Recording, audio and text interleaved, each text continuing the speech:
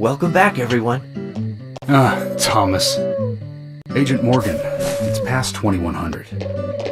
Let's meet up again at the community center tomorrow. I haven't been sleeping much since this all started, to be honest. I'm exhausted. I was just about to suggest the same thing. I'll make arrangements for people to gather between 1500 and 1700. I'll try and get as many people as I can to come, so don't be late, okay? Don't be late. I'll be there. The community center's on the south side. I've marked it on your map. Thanks, Thomas. Well then, see you tomorrow.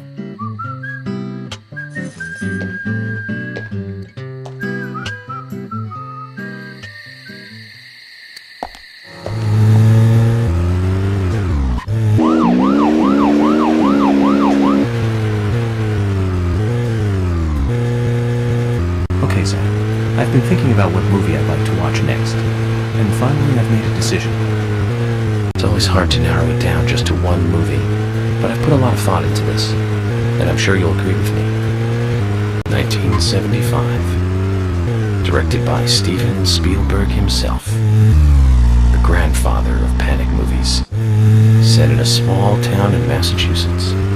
That movie made me stay away from the beach for years. I was always afraid that a hand might come floating up. You know what I'm talking about, right? Yeah? It's Jaws. The underwater camera work, accompanied by that John Williams music. I'd never been that scared by a movie before. But the best thing about it is that it isn't just another panic movie. The mayor who won't close the beach even when there are so many victims. Chief Brody putting the citizens' lives above all else. The film gave a lot of time to the dispute and friction between them. It certainly had a lot of messages for a 2-hour film. That's probably another reason why it was such a record-breaking hit. One of my regrets in life is that I didn't see it at the movie theater. I guess I was still just a child back then. But still, I wanted to taste that terror in real time. That reminds me, Zach. Did you know this one? Jaws also appears in another movie that was produced by Spielberg. The second Back to the Future. It was directed by Robert Zemeckis, who later made Forrest Gump. That's also a masterpiece, of course, but we'll discuss that another time. So the scene where Jaws appears is right after Marty McFly goes 30 years into the future. He passes by a movie theater and is attacked by a holographic shark. Marty is shocked, of course, but looking closer, he sees the words, Jaws Part 19. The director is credited as Steven Spielberg Jr. In reality, there were actually only 4 Jaws movies. It was still a great joke. 30 years from 1985 would be 2015. We'll be there pretty soon. I wonder what life would be like by then, Zach.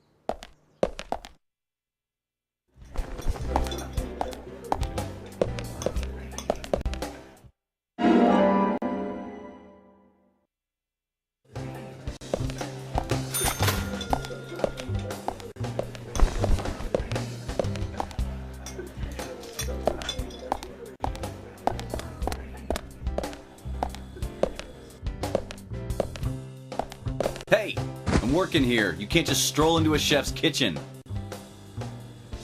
Then perhaps you would give me your permission to enter. No! Get the hell out of here! Zach, everyone has their own sanctuary. Let's leave him in his.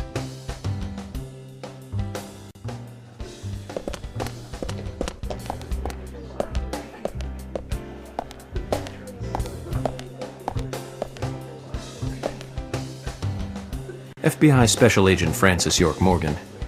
And you are? Olivia. Olivia Cormack.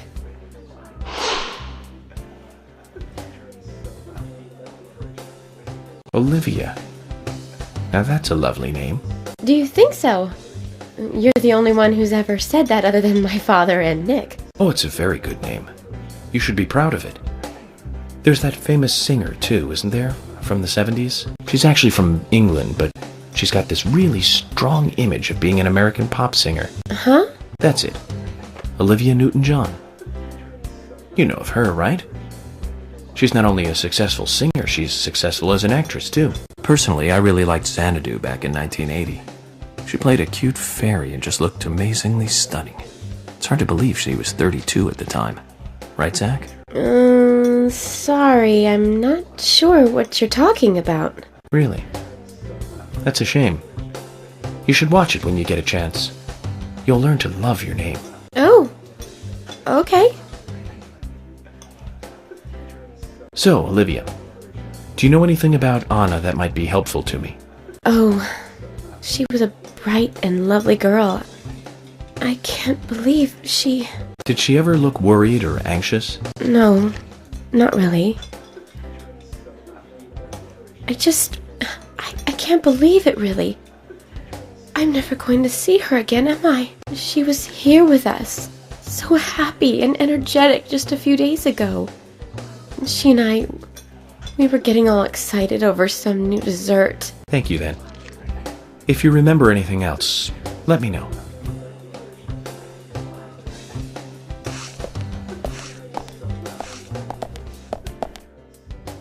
Hi there.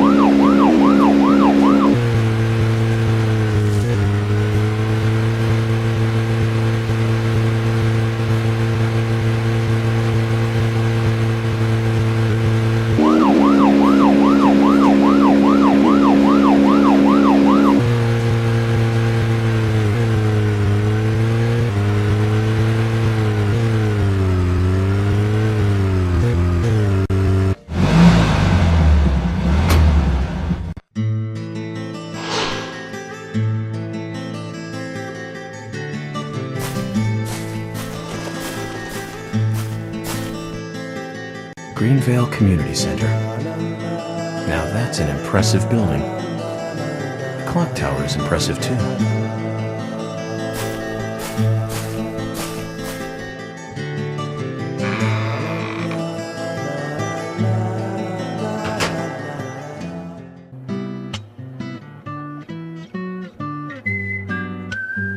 Zach, I haven't been on stage like this since elementary school. I'm not some tree in the wind this time either. That was a tough role. That was a piece of scenery. Bright red tree. Thank you all for coming today. Getting right down to business. Agent Morgan from the Federal Bureau of Investigations wishes to speak with you. Good afternoon. I'm Special Agent Francis York Morgan. Some of you are already aware by now of the tragic murder of Anna Graham. Truly a heinous, terrible crime. I've come to this town to solve the murder of this young, beautiful girl, and to bring the one responsible to justice.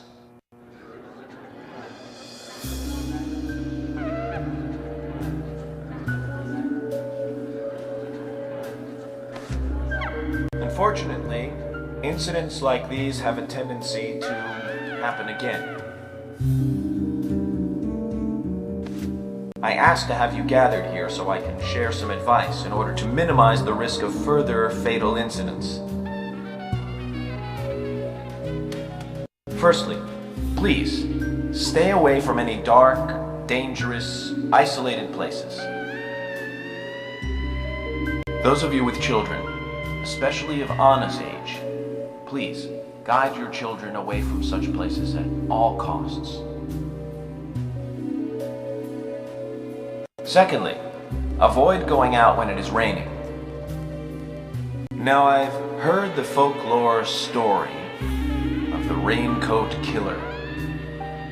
There is a chance that the murderer is mimicking the story. Women should also be especially careful. I would hate to see more victims.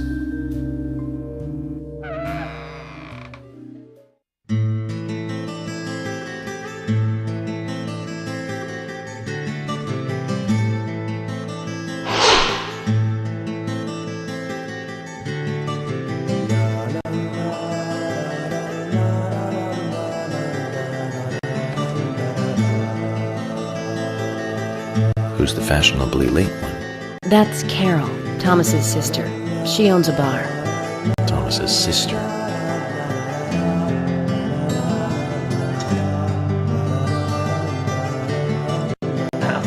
Excuse me. So, as I have said, avoid going outside when it is raining. Young women should be especially careful. Report anything or anyone suspicious immediately. The murderer will be caught and brought to justice. But you must all remain on guard until we do so. That's all I have to say. Thank you.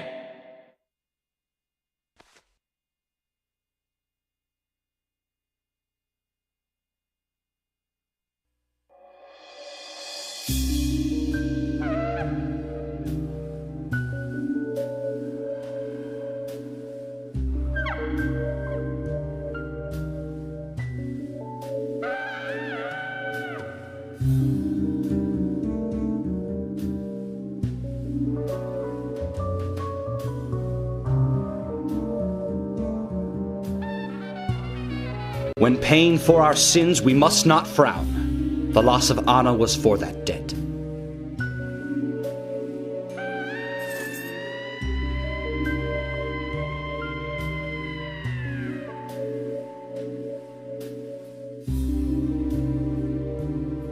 When purple fog covers our town, we'll all wander in hell, I fret. So says Mr. Stewart.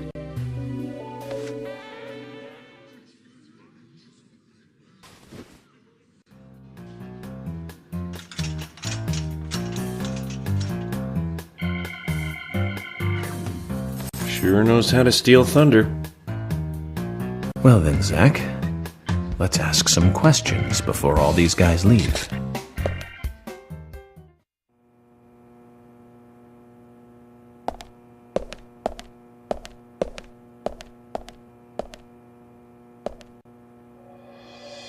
Quite a performance. Mysterious and very poetic. But I don't think many of your audience appreciated it.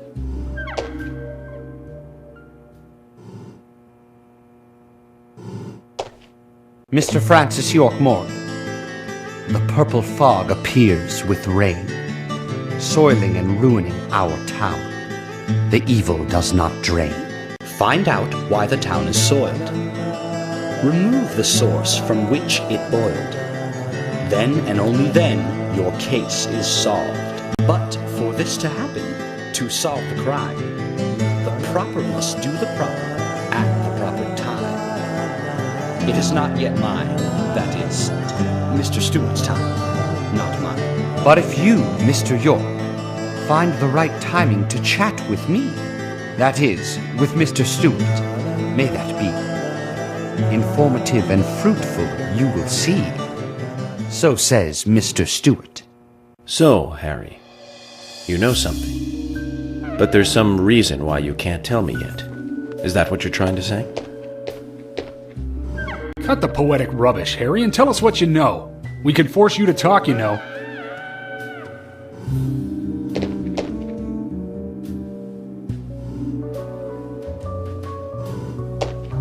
Mr. Francis York Morgan, pay close attention to the signs, the omens, and the premonitions. Small they may be, they still are finds, and helpful to your investigations. So says Mr. Stewart. Thanks for the warning, Harry. But don't worry. Me and Zach, we know what we're doing.